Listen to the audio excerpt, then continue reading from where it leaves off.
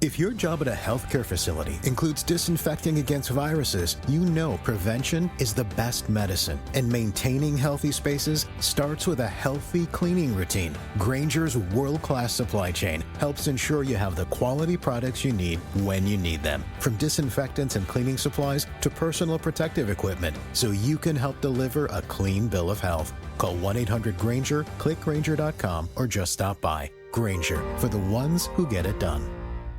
The numbers told the story. They always do. It's one of those idiots who believe in analytics. This is a numbers game with Gill Alexander on VSiN. Good Tuesday morning to you. It is a numbers game at VSiN, the sports betting network, VSiN.com, Game Plus, iHeartRadio, YouTube, TV. And, of course, SiriusXM Channel 158. Gill Alexander, Kelley, Bydlon, evading security here at Circa. That's right. We almost didn't make it into the show today. I think we would have been okay. We did a little show prep this morning because I got here like 5 minutes early, so I decided to put the laptop down, one of these slot machines that sit the laptop down perfectly, and you did right next to me, and security pounced. I think that drew some attention, yeah. Gill and I's offices are just way too far away. We are so menacing. Ladies and gentlemen, on the show today, Joe Peta out of retirement with baseball season win totals, the author of Trading Bases. The man who he used to be on ESPN Chalk back in the day before he became an author. He is out of retirement. He hasn't done baseball season win totals in 8 years. 8 years. Whoa. Joe Peta's returned to the show today. Jake Hahn on hockey. Paul Carr will be here to talk soccer with us. He's got all his bets. And Will Hill on a plethora of college basketball tournaments this week in the old CBB before the big conferences take place next week. But he's got plays. He's got plays on these smaller conference tournaments. So we'll do all of that. A lot to get to here before that cavalcade of guests that we got to talk about. First of all, Kyrie with the knee sprain yesterday. Oof. Uh-oh. That looks bad. There's a lot of NBA players who got tweaked yesterday. Malik Monk, Jaren Jackson Jr. Yeah, he left that game. Kyrie left his game. Tyrese Maxey. It was like I'm missing one other big one. Tyrese Maxey. The Kyrie thing, we'll see. I mean, because that's obviously Dallas is one of the teams striving to make the playoffs. So that was that one where all the reaction I saw post game, and then this morning, I don't mean to laugh about this, isn't funny at all, but it's the nobody wants to play doctor, but everybody's like, yeah, that's worse. That's worse than a knee sprain. Yeah. Now I'm like, all right, well, let's not play doctor, though. He did the Kobe thing where after Kobe ruptured the Achilles, he shot free throws. He shot a couple free throws with the knee sprain. Kind of amazes me every time they do that. Well, I mean, with the I'll tell you, with the Achilles, the body goes numb, so you can do it. It's wild. But knee sprain might be different. Yeah. SGA 51 tickled the strings to 51 balloons. That's what we used to say at the old Metropolitan Basketball Camp off Military Road in D.C. 51 for OKC. As the Thunder win their 50th game of the season. Does that 51-point output put the MVP race to bed, sir? No, it doesn't. I guess I've been waiting a little bit to see when there was going to be a further separation in the odds. We finally saw that move after last night in the 51-point performance by SGA. Look, I don't think it's over with. I think Jokic, his season has been so incredible. The problem is where we're at now in this race, Gills, it demands perfection out of Jokic almost every time he steps on the court because the Thunder are so good that they're going to keep banking these wins. And SGA is just one of the offensive leader of that team. Even if his stats slip a bit, all the wins that OKC racks up just go to help benefit his case a little bit more and more. So Jokic, he's still in it. But he's got to be great almost every time he's on the court. Yeah, and I don't even know if that does it with these NBA players. I don't know either. Maybe it's time to text Windhorst and get him on here. Dyson Daniels, game-winning steal in the Hawks win over the Grizzlies, 132-130, and that was awesome. His defensive player of the year number crashes to plus 450. What are we doing? Really? Because it's in conjunction with Jaren Jackson Jr. going out because when he left the game, his odds got a lot longer this morning. It is in conjunction with that for sure. But it's 132-130. Really? Way to go, Dyson. I was involved live in this game several times, Gill, on the Atlanta side because Jaren Jackson goes out. It was a high total. So you expected points anyways. So I was grabbing a couple Hawks bets. I know JVT was as well. We were texting back and forth about it. I'm like, Dyson Daniels, you can go win Defensive Player of the Year after that because that just, like, I'm good now. Dyson Daniels, your amazing defense held the Grizzlies to 130 basketball points. By the way, Michael Montesano's on Twitter, and he had this to say about Dyson Daniels' odds crashing. He was none too pleased. Is anybody going to be more angry after this award season than Michael Montesano is? Blanket threw out of them. Here's what he said. He said, Trey Hendrickson, he made a football comparison because he's already sick of making basketball comments. He said, Trey Hendrickson of the Bengals was number 1 in sacks and number 1 in pressures. The Bengals finished 26th in EPA per play defensively. He finished second in the Defensive Player of the Year voting. Dyson Daniels is number 1 in steals, and his team is 22nd in defensive efficiency, and his individual defensive rating is ranked 110.6. Not exactly Defensive Player of the Year stats. All we heard last year from experts was that Wemby was not on a top defensive team, and that's why he couldn't win the award. Daniels' team will probably not even make the playoffs. Play-in, yes. Playoffs, probably not. It's our own Michael Montesano at Bets and Reps. By the way, I didn't realize. Wait, what did he hop on Twitter last week? Last week, he made his debut. Last week, I didn't catch the Twitter handle, though, which is just great for Michael Montesano. Yes, because if he's not playing basketball, he's in the weight room. Yeah. And it shows. Anyway, there it is for you, Dyson Daniels, folks. Montesano just being logical. No, he is. And this is when you're talking about some of these voters being blinded, like... I mean, how much we've talked about Defensive Player of the Year.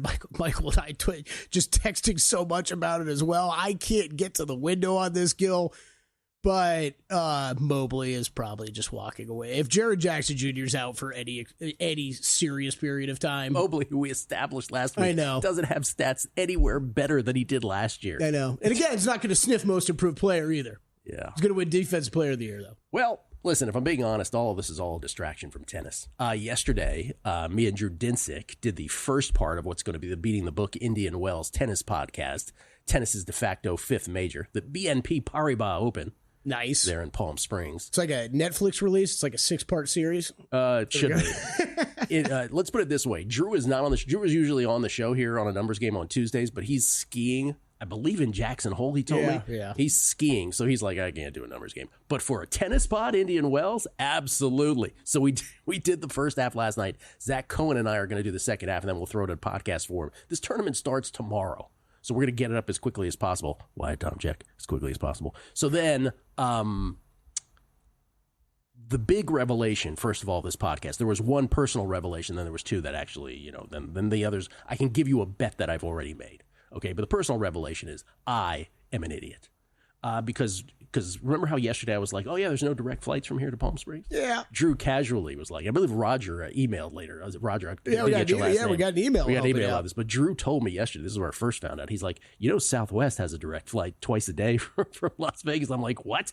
I always check Southwest when I book flights. I don't know why I forgot to do it this time. So I immediately canceled all my other flights. They didn't give me refunds, but they gave me credit. And now I'm on Southwest. I was wondering how you messed that up. I'm so stupid. I mean, don't you go to like one of the flight, like the Price line or whatever first? I do, but the one I go to does not include Southwest, I have to go to the other I was wondering about that too, because one or two of those sites does not, right? Travelocity does not. Okay, yeah. Because I usually start with those, and then a lot of times I just end up on the airline site booking it. That's what I usually do, and somehow I forgot to get there. Anyway, that's the first revelation. The second revelation is, before we even got into the picks themselves and our thoughts themselves, and again, it'll be out on the Beating the Book podcast feed here coming up, so I'm not going to give out everything, but I will give you the one bet that I have made so far.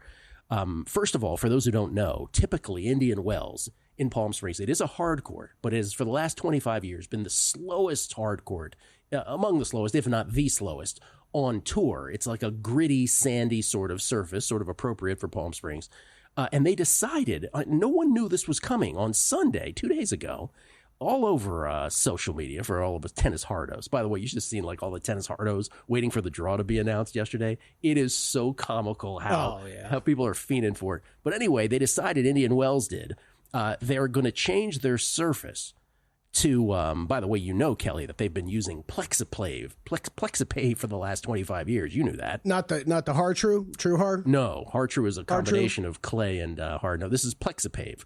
Hard true from a Korean Where is it? Virginia, I thought it was. Virginia, North Carolina, somewhere there. Yeah. Somewhere there. They switched to lake hold. Lake hold is what they use in Miami and at the U.S. Open.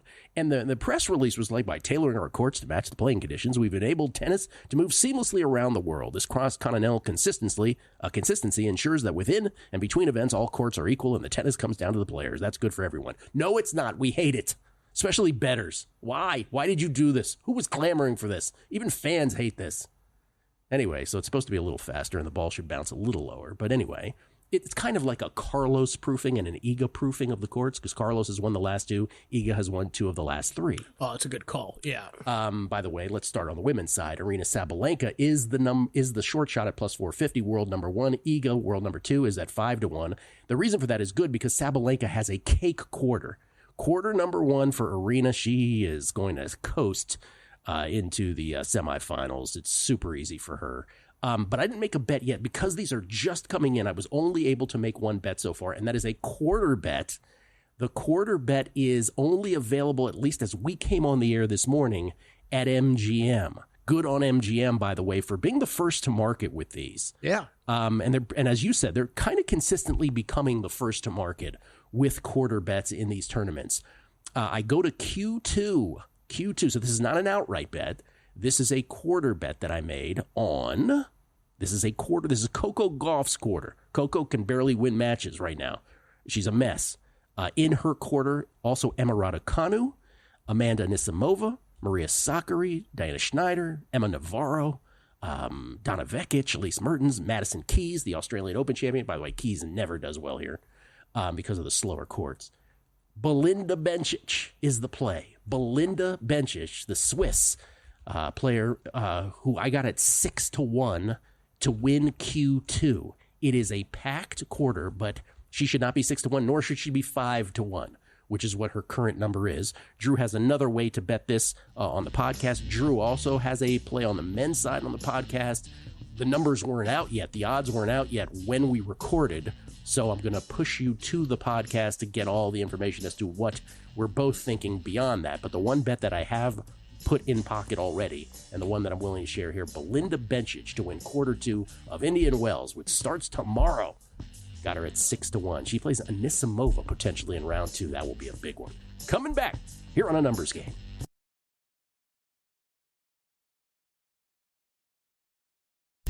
A Numbers Game on VSiN, the Sports Betting Network. If you want to bet smarter, and I know you do, start with Smarter Insights. Right now you can check out articles like Sunbelt, Patriot, and Horizon tournament previews, Greg Peterson's best bets in college basketball. Can we get hoops on here, by the way?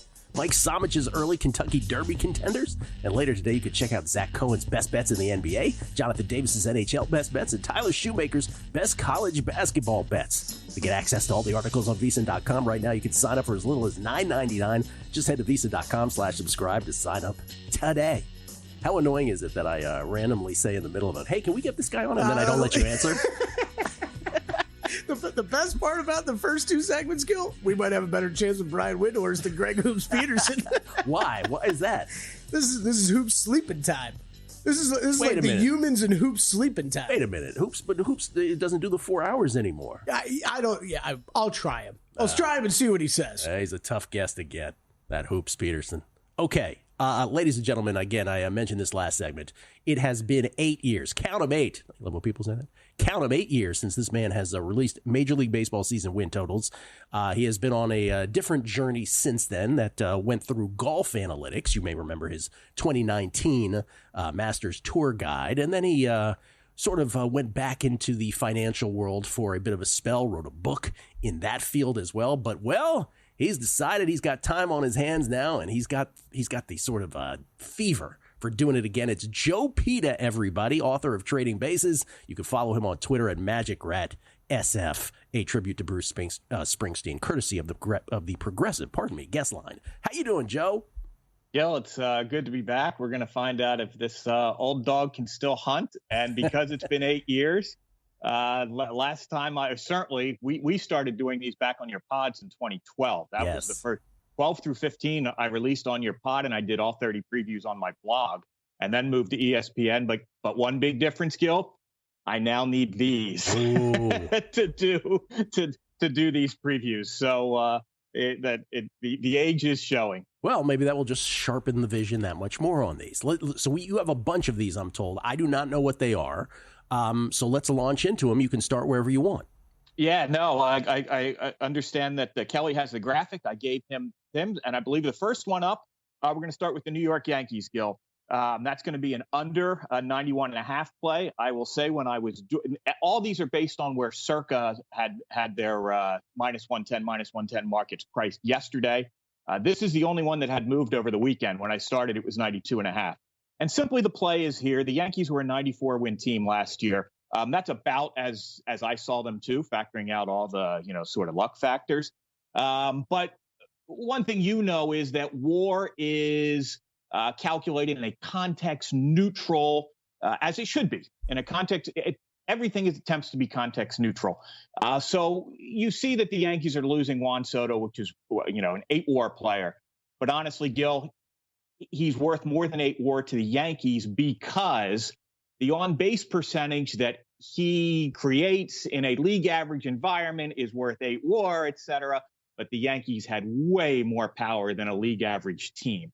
Taking Juan Soto's on-base percentage off that team, I think is going to cost them more than, and I'm quite confident it's going to cost them more than 8 wins. Most of it, that'll just be on the offensive side.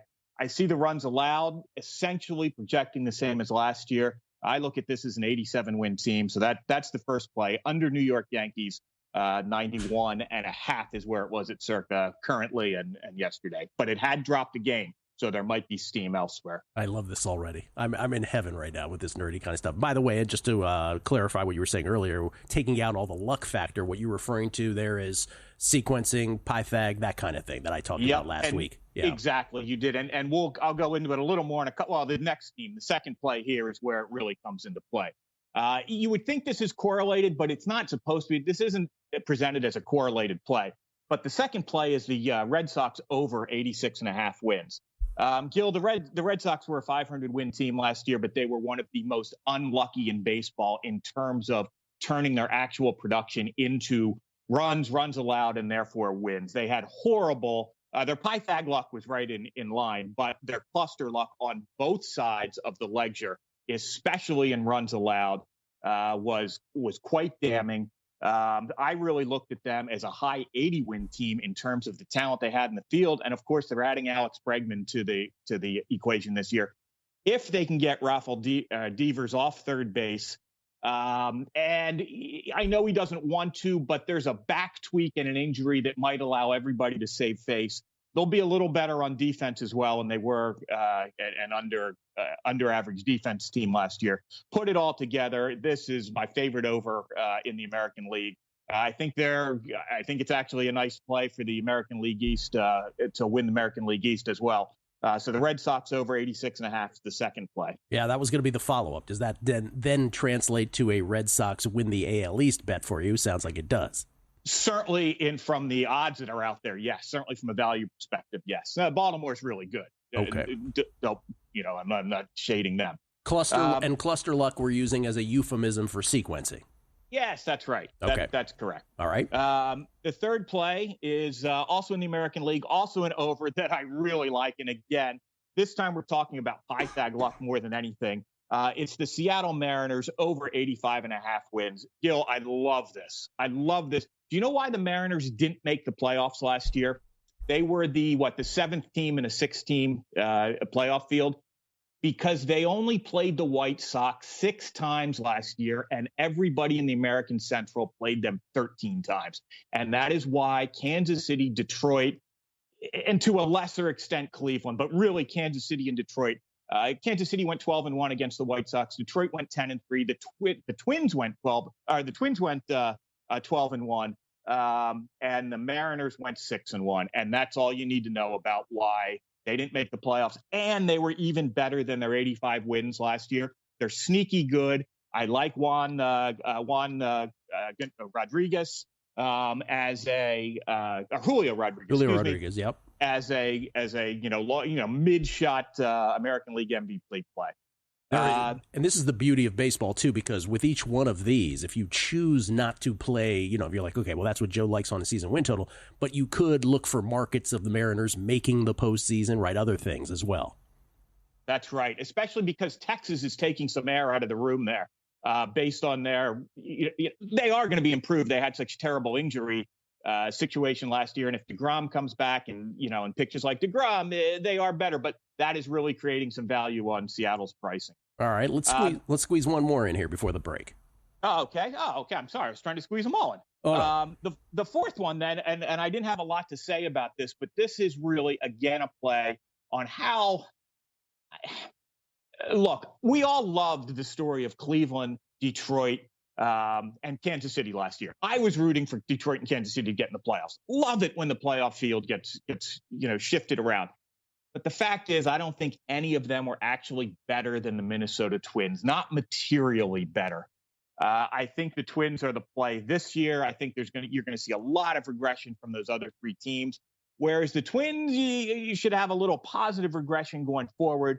I like that market at over 84.5. That's really that play on the division. And you will see, I believe the Twins have the shortest odds to win that division. So I'm not, there's nothing, truly insightful there. But that's the way I'm playing the American League Central. But it is the most bunched up division. The AL Central is at the top. Obviously, the White Sox don't make it from top to bottom. But in terms of the top three teams, even when we got the Twins, we got the Guardians, we got the obviously. Twins plus 210, Royals plus 270, Tigers plus 270, and Guardians 3-1 at DraftKings. Yeah, so 4 deep, it is as tight as it gets. And honestly, just anecdotally on this show, we've heard differing opinions on Cleveland. I like the under. Adam Burke likes the over. I think on this network we have differing opinions on the Royals. I'm not sure that we have differing opinions on the Twins. I think most people, I haven't heard anybody be bearish on the Twins at all. Yeah, the Royals, the Royals aren't a play, but the Royals regression is, the fact that they're young can overcome regression because the aging curves, you're on the right side of the aging curves, right? However, they had 5.5 wins worth of Pythag luck. They had cluster luck of over 6 wins. They had cluster luck, on the runs allowed side of a couple wins. Put it all together. I think they're a 500 team. I think they're essentially their runs allowed look about like their runs scored are going to be. So yeah, and I will be the tiebreaker on the Guardians, Gill, when we come out of the break. Oh no. So we'll see. Okay. Tiebreaker, and it is a high conviction play as well. No, I'm scared. We'll tease that out of the break. So you have the Guardians coming up and then some other team. Joe's still got a couple more season win totals. Let's recap what he's given already. He's on the Yankees under 91.5. That moved a game even this weekend. He's still on the under at 91.5. Red Sox over 86.5. Mariners over 85.5. And the Twins over 84.5. A very American League heavy list from Joe Peta, with at least one more American League team to come. Joe Peta on the other side. Continuing Major League Baseball season win totals. It's a numbers game at VSiN, the Sports Betting Network.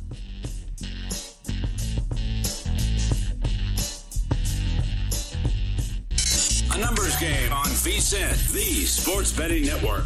Edge Boost, financial platform for smart bettors. It's the first ever bank account built for bettors, ensuring all gambling transactions are approved.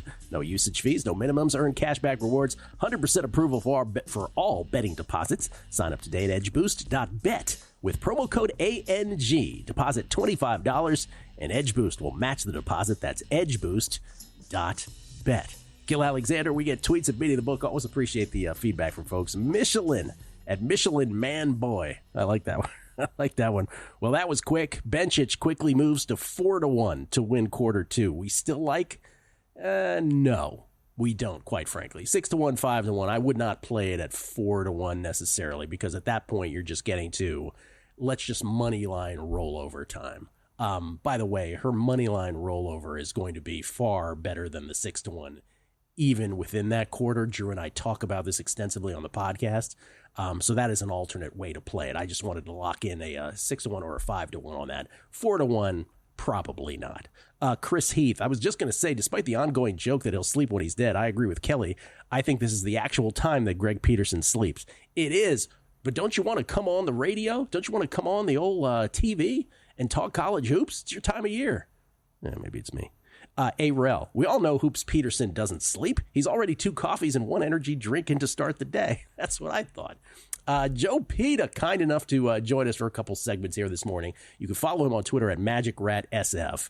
Before we get back into your season win totals, so let me just sort of give context for folks who are listening for the first time on SiriusXM channel 158 and others who may not know you, which is you sort of gave some earlier, which is I learned of you from the Squarespace blog you were writing, tradingbases.squarespace.com. I was like, who's this guy doing these awesome baseball season win totals in the way that you did them? You included a lot of pop culture references. You came on the Betting Dork podcast and the Beating the Book podcast. You would give your season wins. You end up working for ESPN Chalk. You also become an author, Trading Bases, which is a book about baseball, rekindling your love for baseball. Then you sort of went into golf, and these were proprietary stats at the Masters, but you ended up getting them for the 2019 Masters Tour Guide. And then what happened from there? Catch us up. After that, Gill, after I had done the baseball for 6 years and then moved to golf, because I had a full-time job, and I kind of had to pick one hobby, and I saw some greenfield in golf. And then after spending 18 and 19 on golf, culminating with the book, right after the Masters, I was offered a job with Steve Cohen, hired me to bring sports analytics thinking into his hedge fund in terms of evaluating his portfolio managers.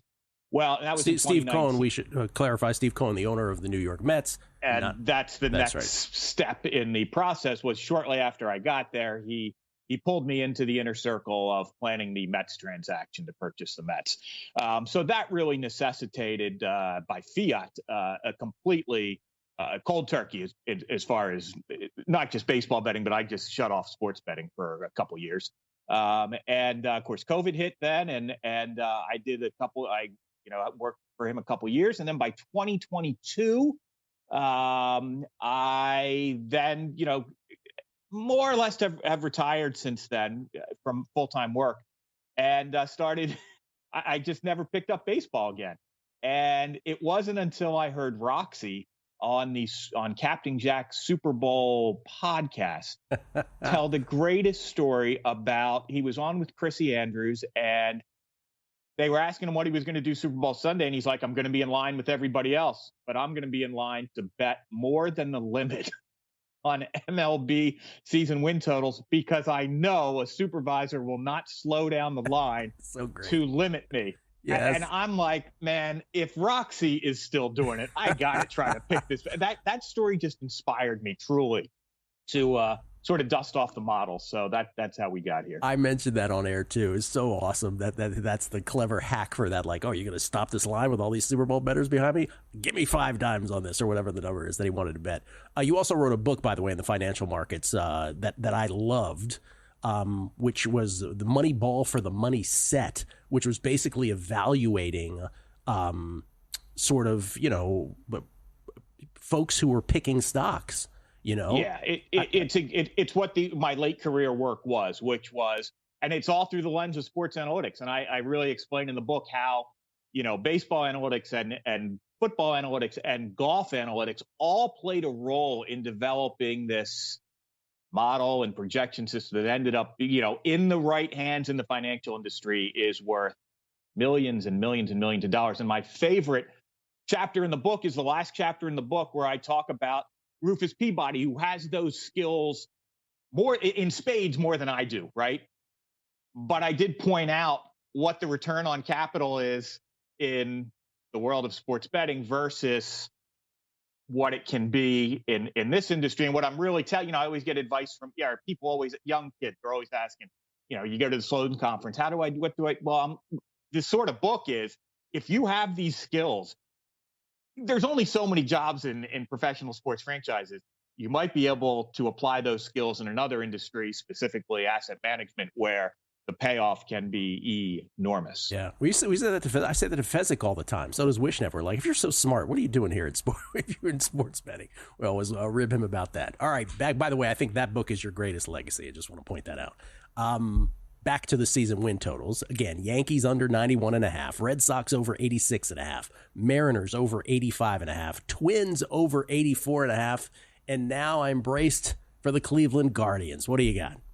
Yeah, Gill, it's still sitting at 82 wins, and I know you you talked a lot about sequencing luck for them, that they were very beneficial on both sides of the ball, and you didn't even get into some of the other kinds of luck they had. The relief pitchers had strand luck way beyond their skill levels. By the way, they worked those three relievers to the tune of I think over 220 regular season innings last year. The drop-off is going to happen this year. As talented as they are, it's just not going to happen again. But the big regression is also going to come on defense, Gill. They turned batted balls into outs at a higher rate and erased and also erased base runners. So this is my adjusted defensive efficiency, which I used to write a lot about. They did it at a rate that always regresses. And they even played clutch defense, which is not a thing, but they played better defense when the relievers were in the game, therefore high leverage situations, than they did over the course of the season. And on top of that, Gill, your favorite stat ever that we used to talk about, I don't know if you remember, in 2013 or 2012 when we first brought it up. Guess who led the majors in outfield assists last year? I love this. We used to talk about Alex Gordon being the man on this. And that was the only time it would repeat. Yeah. If you have Alex Gordon in left field, and it's sort of like having a great cornerback, though. Teams should just stop running on them, so it should not be repeated. But Alex Gordon did. The Royals did 2 years in a row, led the majors in outfield assists. It's not going to happen in Cleveland this year. And if you think about how high leverage outs those are, it's similar to fourth down conversions being highest in the league. The Cleveland Guardians under 82. I'm fully on board with you. I can't come up with a projection where they score more runs than they allow. Therefore, under 82 is plus EV. 100% with you. The one night where it didn't work out for the the Guardians bullpen, April 30th at Houston, when Hunter Gaddis gave up a 2-run shot to John Singleton and crushed our 65-1. But at least I'm over it. I suffered with you, Gill. That was an incredible run. That was one of the most fun I had, having nothing involved with it, just tailing you emotionally. It was fantastic. Was fun. What a ride, and then 1 out shy. All right, number 6. You're going to like the logic here, Gill, because we talk a lot about the last time I was on with an actual pick was before the 2022 football season. And I explained how adding Devontae Adams to the Raiders was not actually additive. Even though he was better than anybody else they could have brought in, he was not going to be additive over the wide receiver 1 production from the year before. And that you and I have talked about this many times over the years. I know this is one of your favorite ways to think about things, too.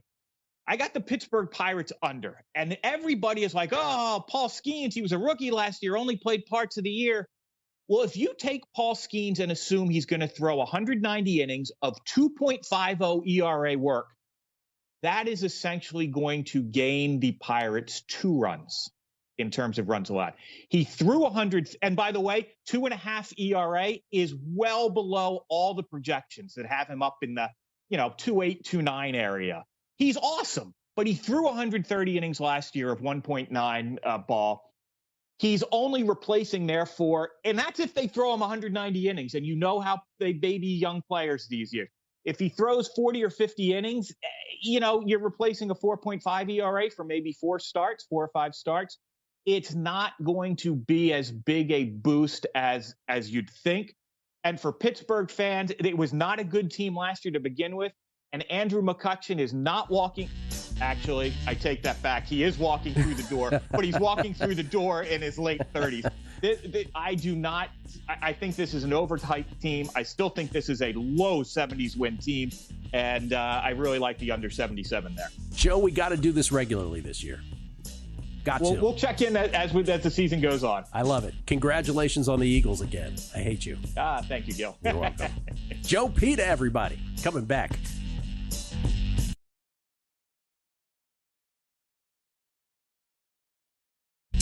A numbers game on VSiN, the sports betting network. Back on VSiN Live from Circa. Don't forget to take your betting to the next level with First Bet. Whether it's Santa Anita, Gulfstream Park, or the road to the Kentucky Derby and Preakness, First Bet puts the action at your fingertips. Sign up now at firstbet.com. That's the number one, stbet.com, and use promo code VSiN200 to score a 20% rebate on all your wagers for the first 60 days, up to $200. Don't miss out. Bet smarter today at firstbet.com. Gill Alexander, Kelley, Bydlon back in the fold. He took a couple segments off because Joe Peta was in the hizzy doing his baseball thing, and you decided to just bounce and be like, yeah, let him do his thing. Yeah, I wanted to go hang out with the cool people in the back. That's right. But now it's hockey talk, so Kelley's back in the fold, and Jake Hahn joins us now, courtesy of the Progressive Guest Line. Of course, Jake is the co-host of The Point and the Fantasy Hockey Show on SiriusXM NHL. You can follow him on Twitter at jhahn, HAHN4, jhahn4, the number 4. And he joins us now from, I'm going to guess, Toronto? Yes? No? That's right. Toronto, getting ready for trade deadline week here. Some trades have already trickled in, guys, and just great to be back on with you, right? This is the time of the year I usually jump on post-football season. We do some hockey talk once in a while, get ready for the playoffs. So happy to be back with you, boys. It's good to see you. I want to get back to the trade deadline here in a minute, but let's get back to beforehand. When I was on vacation, it was the 2025 Four Nations face-off. I assume you loved it. We have injuries from there, though, don't we?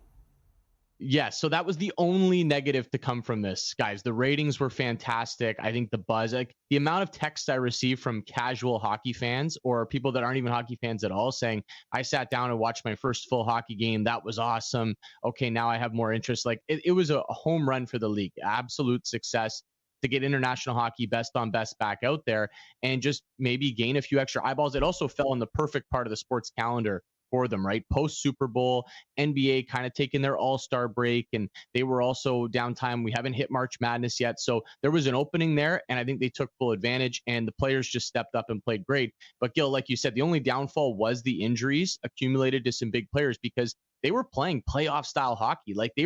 The players were treating this like it was Game 7 of the Stanley Cup final with the intensity, and we saw fights. It took it to a new level that I didn't even think that it was going to get to. So Matt Tkachuk, unfortunately, probably the biggest injury to come out from this, the defending champion Florida Panthers. He is going to miss the rest of the regular season. They've put him on long-term injured reserve, which frees them up a little bit of salary cap space this week if they want to use it, and they're hoping to activate him come playoff time. So still the hope in Florida is that Matt Tkachuk is going to play playoff games for them, but there is some concern there that when he comes back, he might not be 100%.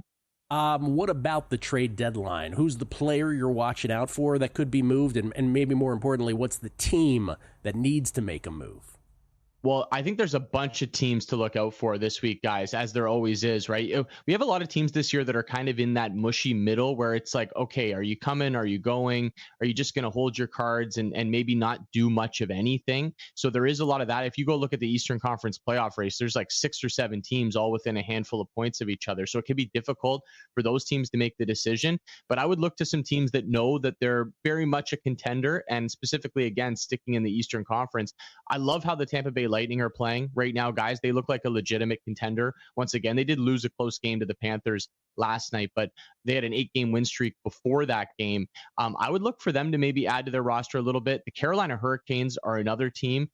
Very interesting storyline to follow. They make the big trade for Mikko Rantanen a handful of weeks back that just shook up the hockey world, and there's speculation that they could actually flip him to another team before the deadline. Now, I don't know if that's actually going to happen. It would be unprecedented, really, to watch something like that happen. A top 10 player in the league get flipped within 10 games or so playing for this team. It hasn't really been a fit so far in Carolina, but he's very talented. And if they can't put pen to paper on an extension, I think the Canes are going to be very worried that they lose him for nothing in the offseason. So that is going to be the big name to follow this week to see if they actually do that, because obviously they'd want a huge return back and they would want to make it work because they still believe that they're a cup contender that's capable of going on a run this year. Give us a team name. Give us a team that is sort of not among the usual suspects at the top of the regular season standings, but right now might be a sneaky good play as a team that if they get into the dance in the playoffs, and so many obviously in hockey do, but that they're built for playoff hockey and that it could actually make a serious run here. Great question. I don't think that team exists in the Western Conference because of all the top dogs. We're watching the West race between Vancouver, Calgary, St. Louis is kind of in there now, maybe even Utah if you want to include them. I don't see any of those teams going on a run if they squeak in. It's probably the obvious choice, Gill, but it's the New York Rangers who've just had a horrible season based on expectations, won the President's Trophy last year, made it to a conference final. And I think at one point this year, a lot of sites had them like 5% to make the playoffs. That's how bad it got at one point for the Rangers, but they're starting to figure it out. They make the move for JT Miller a handful of weeks back, and he's fit in nicely. He's just given them a physical presence, a two-way presence, a scoring presence as well. I think they're a team that nobody in the East wants to see get in. This is a very tight race. You got Columbus, you got Detroit playing some good hockey. There's a lot of good stories in the East. Ottawa wants to take that step. Heck, even Montreal has strung some wins together and gotten themselves back in this. But the Rangers are a team that's been to the dance before. So if they get in compared to some of those other unproven teams, I think they're a team that could actually upset some of those top teams in the East. So I would, if you're looking to maybe sprinkle on one of those teams in case they get in, I think the Rangers are your team. Couple teams not mentioned there, obviously, because the way I couched it, they weren't appropriate to be mentioned. But obviously, I feel obligated, contractually obligated, to ask you about the Leafs, who are having a great season. Right, they're on top of the Atlantic Division right now. Haven't won a cup famously since 1967. Might this be the year? Oh, I tend to think in the futures market, Gill, you always have to pay a little bit of a Leafs tax. And I mean, look, if you're betting Leafs Stanley Cup futures every year, you're down a lot. Yes, you are. It's never a winning endeavor, right? And you don't even ever get to a point where you could hedge. The farthest they've made it with this version of the Leafs is the second round. They won a round against Tampa a couple of years back.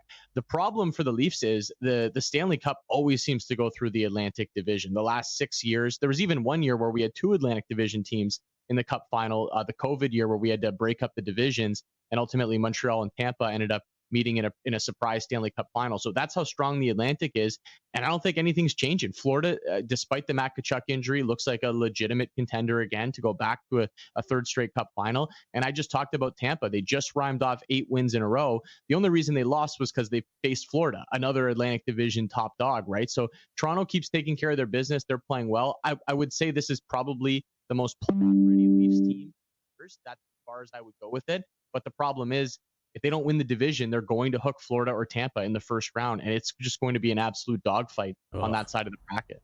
Real quick, I had to have an Ovechkin aside. Alex Ovechkin, grade A with the Washington Capitals. By the way, Caps beat Ottawa last night in overtime, and Ovechkin has the nerve not to score. Oh, he got close. But this was the fifth quickest season for him to get to 30. As we talked about last time, no one expected it this year, right? For him to get to Gretzky. It was always, okay, the age curve is happening. It'll be next year. He's 10 shy of Gretzky. By the way, right now, 17 fewer games. So there's also that thing. Can he get to that in the same amount of games as Gretzky? Assists are a whole nother matter. Let's not get crazy.